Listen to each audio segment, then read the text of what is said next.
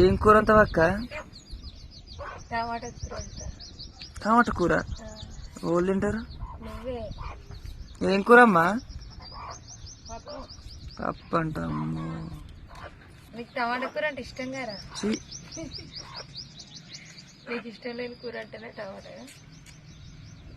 టమాటా కూడా ఇష్టమే కానీ ఊకే తింటారా? ఊకే పెట్టాలి. టమాటాలు ఉన్నాయి అన్నందుకు టమాటాలు లేకుండా చేసినావు బాగా.